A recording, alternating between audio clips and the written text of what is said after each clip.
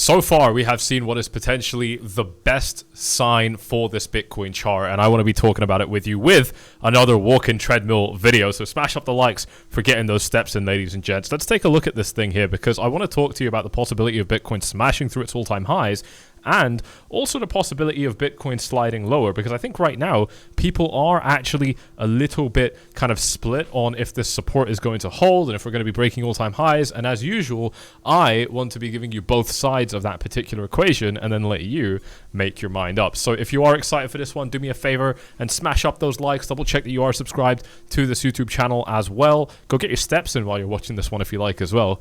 And here we go. If we take a look at Bitcoin right here on this really nice, very pure chart, our levels have been respected phenomenally well. So I'm very happy with that. I think that this is working pretty well so far.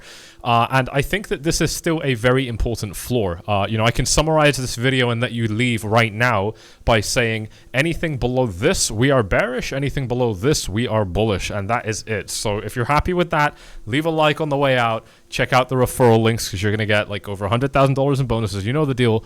Blowfin is no KYC. There we go. Goodbye. But of course, if you want a little bit more detail, here we go. Let's get into it because this is going to be really fun. Now, the first thing I'm seeing here on this chart, the number one observation that I have, is how long Bitcoin has spent up here. Now, from the breakout point, which came in at about over here, up until today, it has been 12 days. If we take a look at the previous times that we came above this particular blue box right here, the previous times we came above this blue box, let's see how long Bitcoin was able to hold above those particular levels. Now, from here, we were above it for 7 days. On this occasion here, we were above it for, bear with me, we were above it for 9 days. Okay, you're starting to see something here. On this occasion here, we were above it for 9 days and then above it again for another day. But that tells us pretty clearly, and by the way, all of the price action Bitcoin has ever had above this blue box pretty much took place on this chart. Yeah, some of it happened around 2021, but the vast majority of what you're seeing on the Bitcoin chart at these price levels happened here. And so we have a very good sign here, in my opinion. Typically, when we really get quite high, Bitcoin has gotten shot back down very quickly, right? We've seen a quick drop down over here. We've seen a quick drop down over here. 2 quick drops down over here. On this occasion here, it's been a nice, slow slide down. Now, the problem is that we have been forming a descending triangle.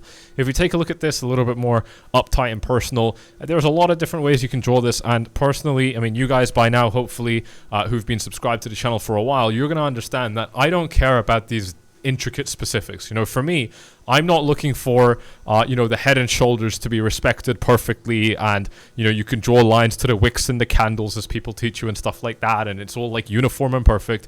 The more of that, the better, and that is how I started doing my analysis, because you don't want to start off being lazy with it. So the more of that, the better, in my opinion. But it's not the be-all, end-all, and ultimately, as you mature in your style of doing analysis, what you're actually going to learn is that you care a hell of a lot more about the characteristics that show up than the technicals which produce them. And I think that's actually really, really important. So if we go ahead and take a look at this right here, we have been setting lower highs, and ultimately that's the main point that this descending triangle proves for us. We don't need to see more than that. As long as we know we're setting lower highs, you can draw it from wick to wick, from candle body to candle body, excluding certain candle bodies as you see fit. I don't care. It means the same thing. We are trending down, and we are doing that after reaching an important zone of resistance. Now, I'm not too worried about it because you guys have heard my thoughts on this particular zone of resistance. I've been talking about it for a lot of time. I really don't think it's that concerning. And I certainly think that if we're able to get up there again, we could do pretty well. And to me, this actually looks very similar to, bear with, it looks very similar. If I pick this up and bring this way down over here, it looks like this, right? This is the same kind of price action that we already saw back in 2023. And this is what I really like about this particular chart. It's the fact that we're seeing something reproduce at similar kind of areas. You see, back in 2023, we hit this zone, which was a critical zone of resistance. I mean, this was $30,000, and in my opinion, it's still way more important than any zone of resistance we're dealing with. And so, you know, to see that the price was able to get up to that particular price level and then just kind of slowly lag down, to me, was a very big deal and a very strong sign showing us that, you know, we're going to produce a bounce off the level that we expect to serve as support. And if we come back to the current market and talk about where that particular price level might be, the best level remains $67,000, which is exactly where we were bouncing off right here at about 66. If we go ahead and take that same fixed range point of volume profile that I've been looking at for a long time, look at where that comes in. The value area high right here at 70K. The point of control right here at 67K. We're literally fluctuating between these two price levels, and the best part about it is that you knew that was what was going to happen because you are watching this YouTube channel. So that is fucking sick, mate. Thank you all very much for the support. I appreciate you all on this YouTube channel showing up, showing love, and all of that beautiful, good stuff. Of course, if you want to take advantage of these markets the way I do, then you can check out the links in the description below. And today you're going to see something really interesting, and I'll get back to the main analysis in just a sec, but it is T-Mania. You know, I never really talk about meme coins like this in particular, but I like easy money, and you guys have noticed that over the years, if there's easy money on the table, I'm going to happily do it, and I'm going to happily tell you about it. I have already more than doubled my money, tripled my money, kind of, I think, around there, since I got the tokens. So definitely check them out. I'm in touch with the team, been working with them a little bit, very, very little bit, but they look interesting. And the thing about this meme coin is that, like, you do what you want, right? I don't care if you buy it, doesn't matter, don't buy it. But they're popping off for completely stupid reasons. You know, the World War III thing was going off, and there was a World War III coin, right? When Iran attacked Israel. Crazy shit. Unethical and unacceptable in my opinion. But it just proves to you that whenever there's something going on in the world, people are making meme coins. Now, I don't care how much you love Trump or how much you hate him. As soon as he got convicted, this shit went fucking flying. You know, imagine what happens if he gets elected. Imagine what happens if over the next couple of days there's more drama and stuff like that. The coin's already been doing incredibly well. So check it out. I'm going to leave a couple of links to it in the description below, including the Soul Scan website as well. For you to take a look at, but they're definitely generating a lot of hype, and I can tell you, I mean, just take a look at some of these names. They've got big people pushing it, so they've got the hype factor. You do whatever you like. Obviously, this is, you know, not Bitcoin derivative stuff, which is where I typically live. But again, I've made good money on this, and if it's the kind of thing that you're interested in, then you might find this one to be interesting. But we come back to the video here. And we have got this brilliant sideways trading range that we were expecting, you know, to serve as, you know, some important price action here. And again, you know, I think that we've been looking pretty good. Now, I do feel like this 67K level could start to get a bit fatigued, okay? And that's something that I'm worrying about a little bit. We have now tested it, you know, relatively extensively here. We're on the 4-hour time frame, mind you, so we zoom in and you'll see just the extent of it. I mean, this was 3-4 attempts at this level. We even swung below it very briefly. Then we came down again and again and again and again, you know. So this is now too much for me. You know, I mean, we've had, I can't count this. This is like maybe 10.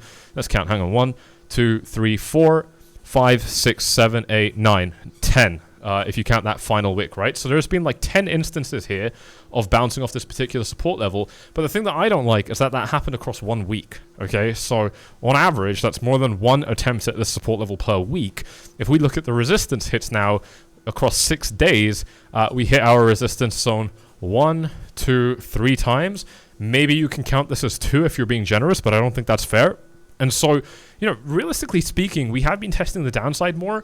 And again, like when we talk about descending triangles and more importantly characteristics, that is the characteristic of a descending triangle. The characteristic of a descending triangle is that you're punching in lower highs, which means that the bulls are getting weaker, but we keep hitting the floor, which means that the bears are still very much in the game. That doesn't mean that you have to break down. I really need to stress this point with you all in this video.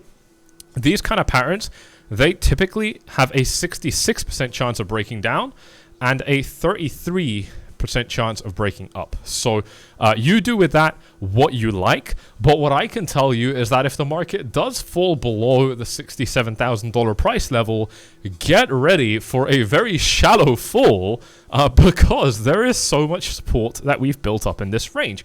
I want to, point something out to you now that we've had, a decent amount of time under our belt in this particular price range. If we take a look at the $60,000 range flat and just put a dotted line there, let's actually make that a normal line. So we're going to make that a normal line, and let's make that blue. All of the time that Bitcoin has ever spent above $60,000 took place here, here, and here. Okay, so we haven't spent much time above the 60k level. On this occasion here, it was literally a day. On this occasion here, it was about a week. And then on this occasion here, it was 1 month. Okay, now we have spent 90 days above this particular level, right? So we're clearly comfortable.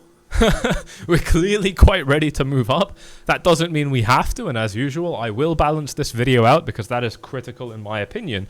But I think it's showing us some really good signs so far, and I'm liking what I'm seeing. If the price, the reason I'm showing you this on this scale, right, to really make the point that there is, almost no price action for Bitcoin above the 60k level. The reason I'm showing it to you like this, and it's almost kind of dramatic, is to show you that now that we've spent so much time above that 60k range, we've had a lot of price history, okay?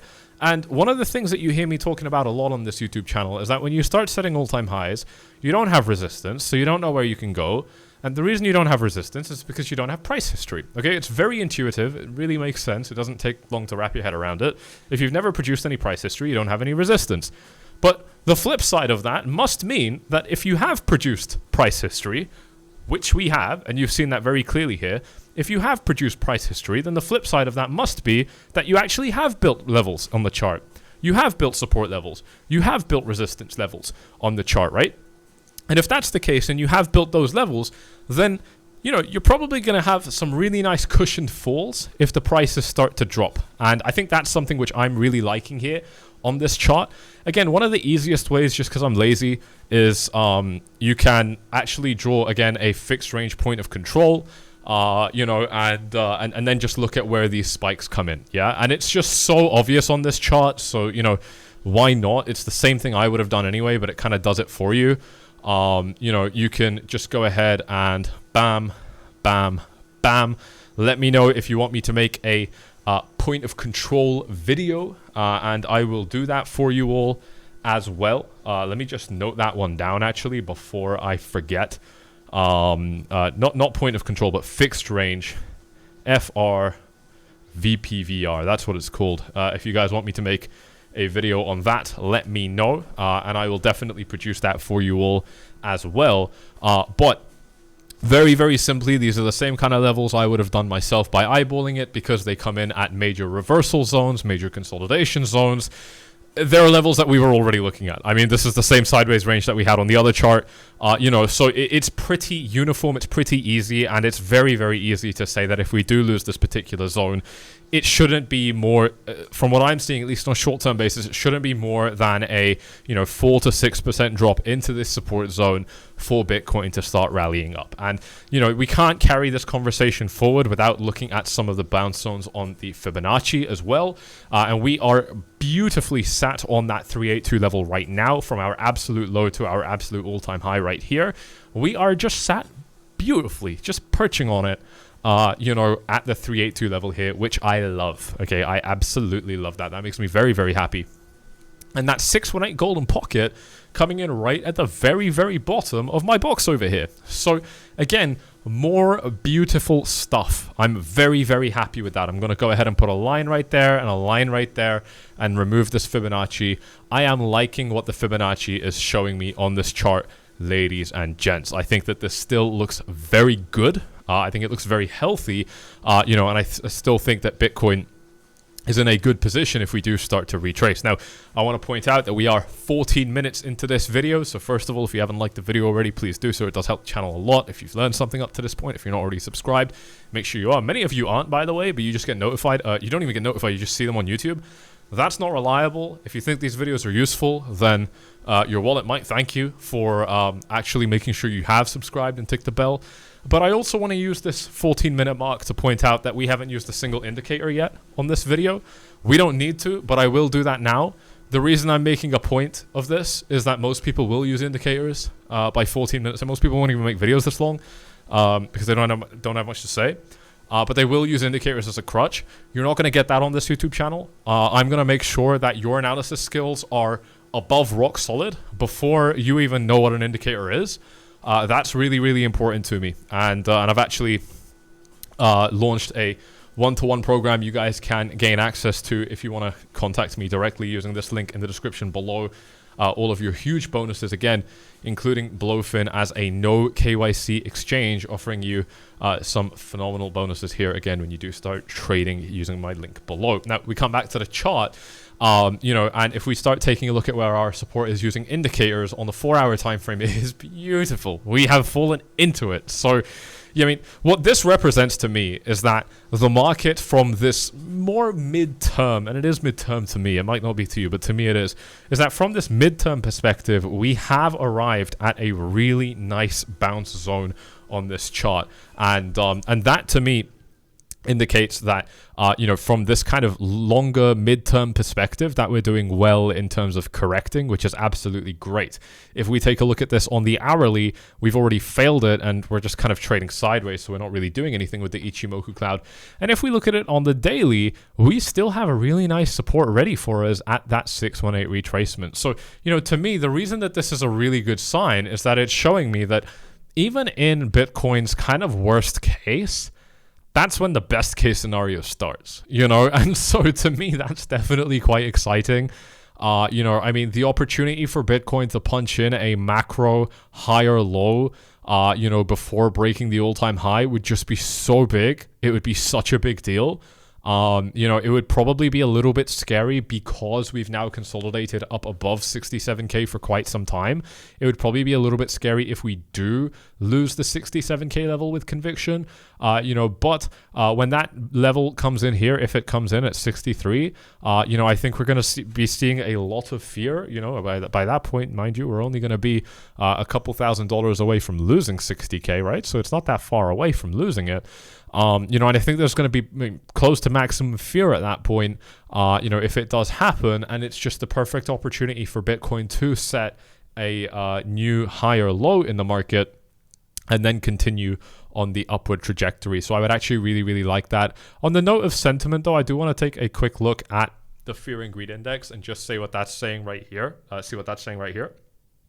We have got a reading of 72 today. This will update in 5.5 hours. 73 yesterday and 76 last week. So this market has been pretty bullish lately. How will that play into it? You let me know in the comment section below. Just a short month ago, on the 2nd of May, we had a reading of 43, which was the lowest reading that we have had in a very long time. The last time we had a reading that low was September of 23. What was happening in September of 2023? Let's take a very quick look. September, where are you? You are here. September is here. Why were people so scared in September? Maybe because we were trading sideways at a bottom, but this was a stupid place to get scared, and if you were watching my channel, you would know exactly that. That wouldn't be surprising at all. But yeah, good stuff, I think, there from that particular perspective as well. So this daily Ichimoku cloud looking great. Now, if we look at the EMA ribbon on the daily, we have seen it flip up. We have seen it develop a spread, which is huge. That's when you can individually see each line. I do have a dedicated video on this. I can re-record it. If that's what you want, let me know with the comment section below as well. I would appreciate that, because the more you guys tell me what you want to see, the more I can give it to you. So that's always great. But we have got this really nice daily EMA ribbon here offering some support for Bitcoin, at this price level that we're at right now with the spread. And of course, the spread is what validates the EMA ribbon. So to me, that is definitely most important.